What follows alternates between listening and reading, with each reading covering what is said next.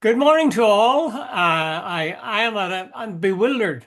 I don't know how you're going to be receiving this. I don't know if you're going to see Pat and I side by side, or simply that when I've stopped speaking, I'll be brushed aside and Pat will assume center stage.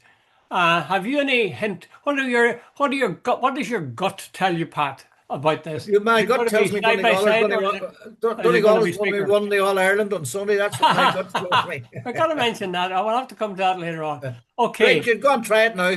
Okay. Well, we're trying it, aren't we? I mean, No, but no, you need to go. No, you need to go back and find out now. You need to stop recording and oh, go I back see out. what you mean. Uh, uh, Okay. Good morning to all the throngs of hungry. I was going to say hungry sheep, but the people who watch us aren't sheep. They're lions. They're jaguars. They're tigers, and they thus appreciate two tigers like ourselves, aging tigers, but tigers nonetheless. Would that be a fair Nonetheless, description of you, Pat, or that's just me? absolutely, yeah. We were worrying What was about your man? What was yeah. remember Mrs. Thatcher's Chancellor Geoffrey Howe? Somebody said it was like getting savaged by a dead sheep. That's right. Uh, Yeah, yeah. That really was a killer put down that. I yeah. remember that. Do you remember that speech in the House of Commons? Absolutely. It was brilliant. He Hmm. says, what was it about? He used a cricket metaphor or That's an right. analogy. It's Said queer. that it's Somebody like the had cat, broken the stumps or something. That's why it happened. or broke the batsman's bat before they went out to play. Yeah, Were yeah. you ever a cricket man, Pat? No, not at all. It Did should you be not play my rounders? father was could spend the 5 day test. Remember they took him down to Yeah, three. yeah, yeah. Jude, and I'm not exaggeration, the old cliche, I would rather watch paint dry than play cricket or watch cricket. But my dad, as a young man, worked in Yorkshire down the mines. And Yeah. he says to me one day, he says, "Hey, Paddy, you've never understood the game of cricket until you watched it played on a summer's day on a Hmm. lawn." And he says, "A lovely game." And he loved it. Hmm. Well, I So think at a distance, I used to, when I lived in England, I'd look at them exactly like that. You know, you go to a park and you'd see a cricket pitch there and guys in white and they'd be throwing the ball. And it was a very nice scene, but I could never attach to it either in terms of its rules or excitement. And I'm tempted to make that cliched remark I may always make about cricket, but I won't. yeah, Other than to say it's a very any game that's played over 5 days, there's something wrong with it. Because you're not exactly. finish it inside 90 minutes. Okay, by the way, Pat, let's go straight to this game on Sunday. Uh, Hmm, this is on a knife edge, it seems to me. I was listening hmm. to various commentators, and the only one that said he thought Donegal would win was Joe Brolly. Yeah, The rest said with that guy David, whatever his name Clifford, is, Clifford. Clifford. That I mean, with people like that, you just won't be able to stop them. Uh, Yeah. on the other hand, there's been very few managers like Jimmy McGuinness. Hmm. What does your instinct tell you, Pat? Well, yeah, it's like Real Madrid taking on I don't know who, a sort of functional Like team. a monitors?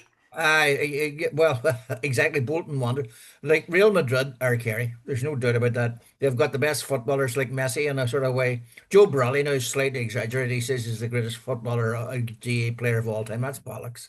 Hmm. There's plenty of people who would argue against that. Who But the would other you side of the say? Who story. would you say? Like Well, Christy Rings acknowledged as being the there are best people in monitor. Kerry who would still say Morris Fitzgerald or what I call Mick O'Connell or See, I would Jack say O'Shea. Michael Connell automatically because I Yeah, remember. like I mean, and there are other people saying no, like just because you don't play for Kerry, like I'm sure there are plenty of people in Dublin would pick out numerous up there, and even people like Frank McGuigan and so on, Tyrone and all the rest of it. uh, There were some great footballers, just weren't members of great teams. do you But remember just to Jim? say, Do you remember what, Jim go ahead. McKeever from Derry? Jimmy Keefer was a superb player, absolutely superb. You Great know, midfielder. so you can pick and choose.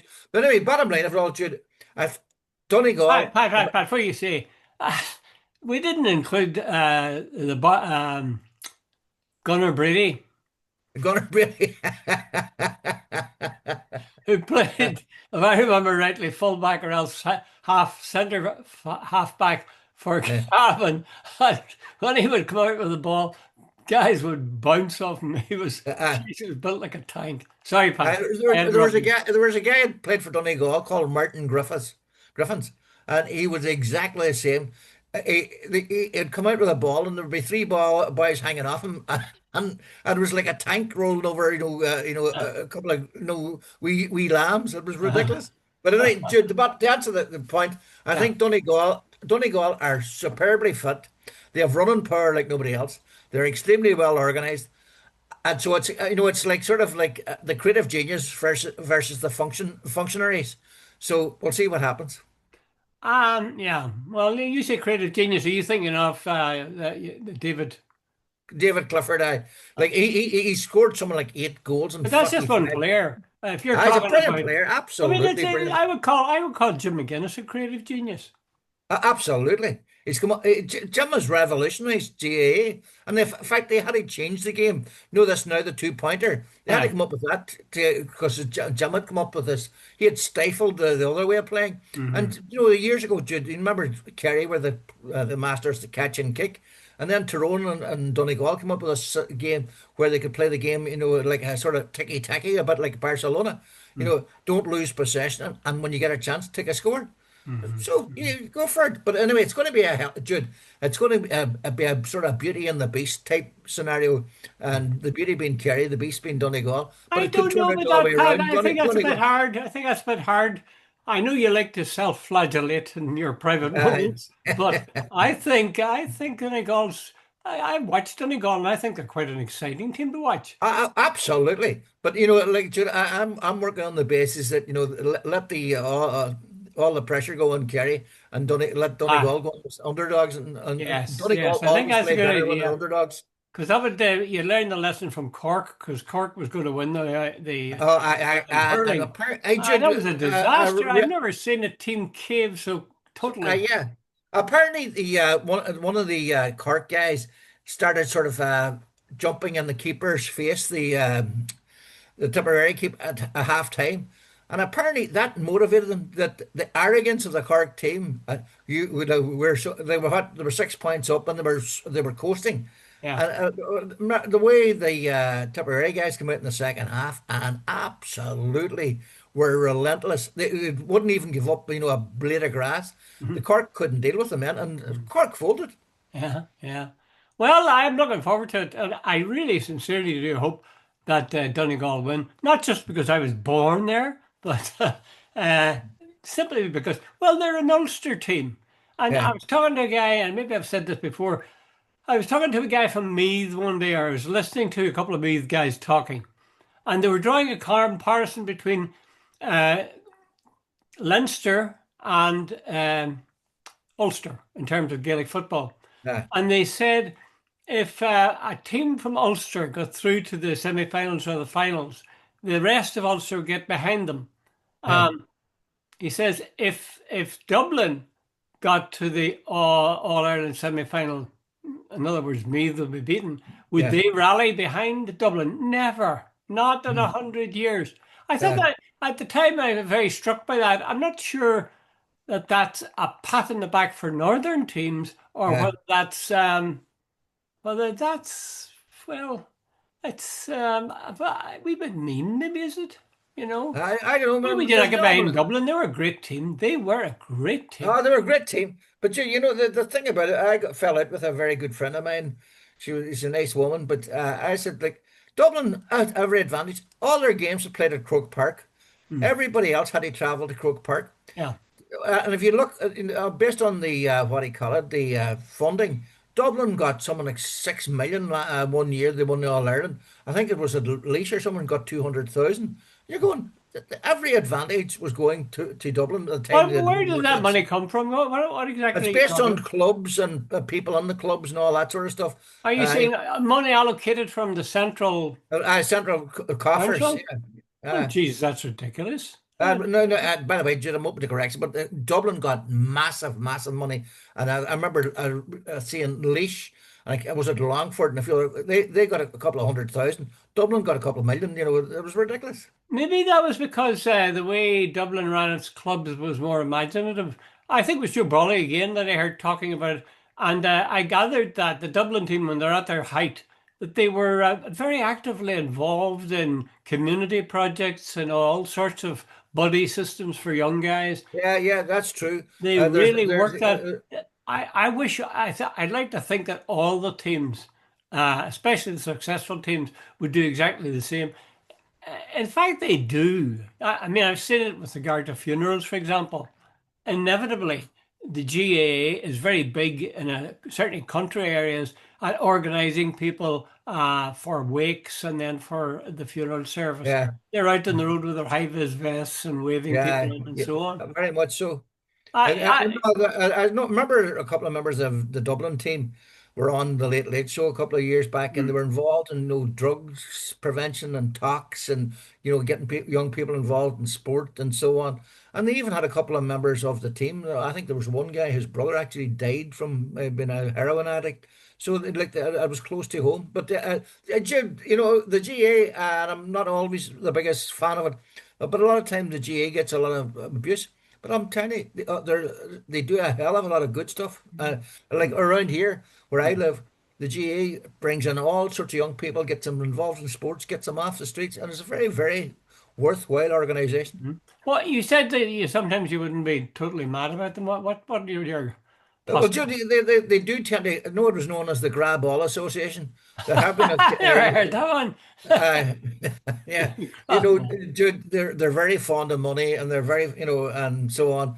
And the central, there's well, a lot well, of, they make a lot of money. They make a lot of money when people come to the I games. but there are a couple of occasions and All Ireland finals. They didn't play extra time, and there are a couple. They immediately went for the replay, and Uh, another big gates and so uh, on. uh, uh. They've been known to do that. They have an eye to a main chance. Well, have my all for Uh, God's sake. uh, Anyway, I'm looking forward to it no end. And I hope it won't be an anticlimax. That often happens.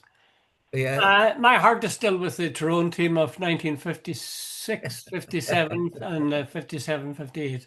On both uh, occasions, they were Ulster champions, and on both occasions, they were beaten. I think one in the semi with Louth, and the other one was with some other little piddling county. Must uh, be in you- Kerry uh, or Dublin or somebody big. Ah, broke my heart. I thought those players at that time, I was only a kid, I thought they were gods, semi-gods. Absolutely. You know, if you could be in the same street as them or to think that you're in the same building, wow, Uh, you know. uh, And uh, one of them, one I remember well, was Jim, what was his name? Jim, there was two of them played.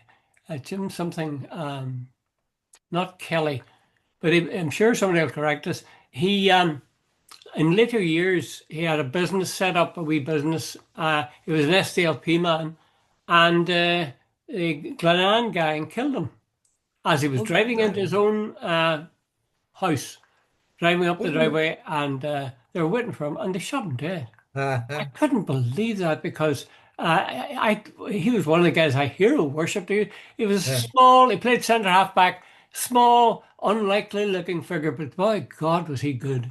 uh, Um, uh, anyway, but I'm sure that's yesterday, I suppose. Yesterday's gone. Okay, well, yesterday's gone, but we're going to go back to it anyway. Wallace Thompson's video talking about possibilities of a border poll and a united Ireland went live a few days ago. And the world and his mother watched it. And, well, I was impressed by it. I'm not sure about you, Pat. The guy, well, first of all, he's a clearly a fundamentalist Christian. He's, basic guy who's he would say evangelical, not evangelical. fundamental. That's right. That Yeah, makes yeah. more sense. And dare I say this, but there's a kind of a peace comes off these guys. I Hmm. mean, not a PIE, I mean a No, PE, no, I get you. peace, peacefulness. And I found him a very courteous, gentle, and sort of cheerful man. I didn't know him until I did the interview with him. I was very encouraged by the attitude he took towards All Ireland. And I thought I was delighted with his openness to explore. No, let's talk and see. Um, would you say he was atypical of or typical of the soft unionist? You know what I find? He was a founder member or a co-founder of the DUP with Ian Paisley, Mm. and there was a remarkable honesty, remarkable integrity, and he wasn't sugarcoating it for unionism. He's basically. I remember he said something like, "There are some people here want to ignore the fact that the emperor has no clothes. They don't want to Mm. say it. They don't want to, all the rest." And he says, we need to start talking about these things. He says, burying the head in the sand. And I remember he said something along the lines, dude, that he says, we are tolerated by the Brits. We're not loved. Mm. There might be four rooms in the house, but we're told the front door is always open if we want to leave. I remember thinking that is, there's an honesty there that Uh-huh. very few. And he says there some unionists. He says will never agree to United Ireland, no matter what happens. He says they'll keep going down a cul-de-sac, knowing it's a cul-de-sac, hoping some way that they'll find a sort of an opening somewhere. But he says the reality is that things have changed. He says, and he also made a brilliant point about Brexit. He says we're now in that sort of strange situation where we're half in and out of the United Kingdom and we're half in and out of the EU. And he says there's a lot of things going on. And he said while a lot of people might want to deny it, he says we're on a journey now. And he says it's a different journey from the one I started out on. And he Mm. says hopefully we will reach a happy destination. Mm. I thought that his analysis too, Jude. I listened to the entire thing. It was 38 minutes. I thought he was intelligent, thoughtful, and had something to say. And I Mm. would seriously suggest to a lot of nationalists, if you're serious, if you want to understand people, listen to Wallace Thompson, because he said himself that he's in Ireland's future. That he's not, he says it wasn't popular with some people in his own community, but he says it's the only way that he can see forward. That if he talks to these people, they will understand more about uh, unionism and the views of unionism and where unionism sees itself and the fears and concerns of unionism, etc., etc., etc. And yet that all strikes me as very positive and so on. And, if we want to go forward, he and people like him are probably influencers big time. And Mm. the final point I'm going to make that I remember him saying was, he said, we don't want another scenario like Brexit. He says, we need to know what's on offer. He says, have you put something down? Say, he said, a lot of Protestants or Unionists or whatever you want, or loyalists might say, wait a minute, that's fair enough. I like that. I think you made the point to him, by the way, that in a United Ireland situation, Unionists would have a massive say in a United Ireland compared to what they have in Britain. Hmm. Hmm. Yeah, impressed me in sort of all sorts of ways, but one of the ways was I kept thinking to myself, I couldn't help but think that if there was a United Ireland, wouldn't it be kind of wonderful to have that person as your fellow countryman? Ah, No strings attached, just simply a guy who's living in the same country. I mean, he was really such an admirable person. And to be honest with you, I carry probably in my head a degree of a caricature of what a yeah, unionist don't we looks like. all? And, when you listen to him talking, you suddenly realize that it is a bloody stereotype I'm going around with. This guy's a unionist. Hey, But Jude, can I stop you? We've all, the DUP, know what we think? Bigots. That's it. We can deny it, but that's what we think. We think they're all Bible bashers, bigots, and what do you call it? I wouldn't have a Catholic about the place, and they all join marching bands, and they walk around with their umbrellas and their bowler hats, and we have stereotyped them. And let's be honest too, we've reached the stage we think basically they're morons. Wallace Thompson is not a moron. He's not a bigot. He's an evangelical Christian, and I've got problems with that. But that's his business, and you're not it's joining yourself. he's entitled to that. So anyway, but the thing about it is, he was very articulate, reasoned, logical, intelligent, and had he made an argument. I'm going, that's a fair point. Hmm. And by the way, he's still a unionist, and he still wants to train a union. He hasn't sold out, but Hmm. he was saying, look, wait a minute. Like, I think nationalists would do well to sort of say, here's a man worth talking to. Hmm. I think our listeners would be well to look at the video if you haven't watched it already. And what's more, go and find at least two friends and bring them Uh, with you. And then when yeah. you've done that, I want all three of you to come to this site and hit the Jude, subscribe I button. think United Ireland is a totally legitimate, and I am a United Ireland, and I will not change it. But Wallace Thompson, and by the way, openness to embrace the possibility of United Ireland based on fairness, equity, and sort of recognition of unionism and loyalism and whatever. No, even we're not going to bother getting into that. Remember, you started talking about should it be a federal state or should it Mm. be a unitary state or whatever. But like that can all be discussed. But it was all good stuff. So I thought it was an excellent start. Well done. Yeah, yeah, more coming up. Great stuff, great stuff. Glad you liked it. Okay, let's move sort of sideways to something that actually links to that. And that is Jerry Adams has made a statement, must have done an interview with somebody, because he's talking about a number of things. And one of the things he's talking about is what the IRA did to people. The occasion is, now, this is 2025, and in 2005. Sean Yeah. Walsh came out and said that the IRA were dumping their arms. They ended the campaign, and it was over. Now, a lot of DUP people like to believe that it's not over, but uh, Adams said that he was very aware of the fact that the IRA had hurt a lot of people, and he acknowledged the fact that they were bereaved and injured. But he said at the same time the IRA had to be given credit for doing what he called this very courageous position, taking this courageous stance of ending their campaign. Does that you think that's the right adjective to use of the IRA? They're very courageous I'm not sure about that, Jude. by doing that. I mean, No, I'd be doing that. Yeah. Well, I remember talking to Martin McGuinness, and Martin was the man. Jerry was the politician. Martin was the warrior king. Martin went around. I know for a fact he went around the country chatting to active volunteers, telling them what was going on, and all the rest. And he said at the time, he said, Pat, this is. He actually said, I remember Judy said, this is dangerous. A lot of people think we're selling out. A lot of people are not happy about it. So maybe from the IRA, a lot of people went to jail. A lot of people died. A lot of families were destroyed. So it was courageous, maybe from that term, from the within inside the Republican camp. They hmm. saw this as a big deal. So maybe from that perspective, Jude, it was courageous. Yeah, yeah. It certainly was a significant moment. But again, there were people in the union who said, "Ah, it's a lot of rubbish. Leopard doesn't change its spots, etc., etc., etc." Yeah. I thought something else that he said, Jerry Adams said. I find that really interesting. He said that he does enjoy some of the music played by loyalist marching bands.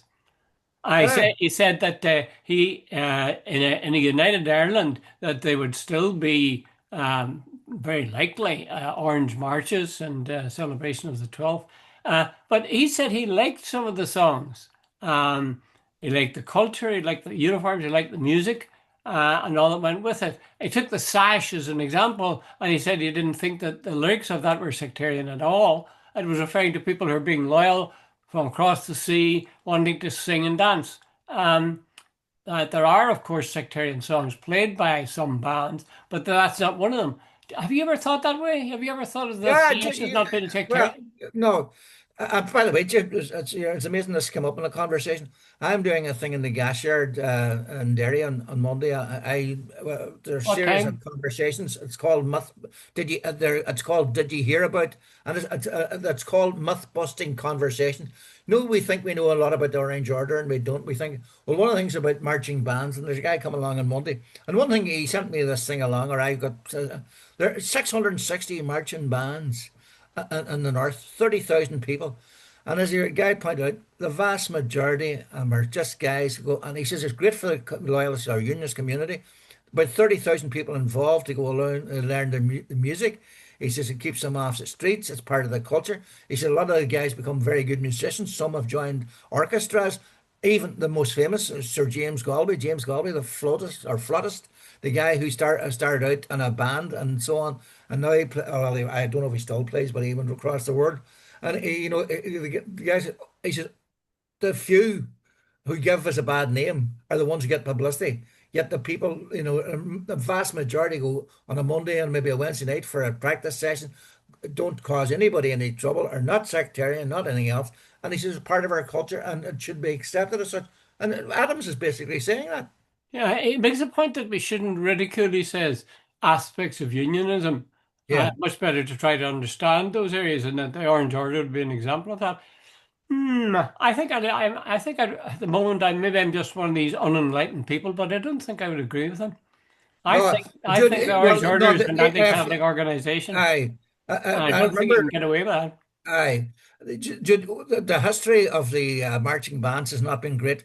The ones that go through the Catholic churches in West Belfast and playing Uh, sectarian songs, and the guys stand deliberately during the middle of mass, stopping at a church to play, up to our knees, our necks and feet, our knees and feet and blood, our I thought necks. you were going to say stopping to take a leak at the side of Ah, the well, church. they've done that as well. They've done that as well. That's a fact. So, maybe, but then you're a guy that is basically saying that those are the people who get the publicity, and those are the people who do not do the marching band fraternity no good whatsoever. Hmm. So, Jude, maybe we all need to do it, but maybe we should all become a wee bit like Wallace Thompson.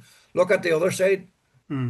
Well, yes, yes. I mean, I would look at the other side, and I would acknowledge immediately one of the things Jerry Allen said that for many, a great majority, in fact, it's a day out during the summer, and you meet friends and you meet people you haven't seen for a while, and you have a bit of crack and you drink a couple of beer.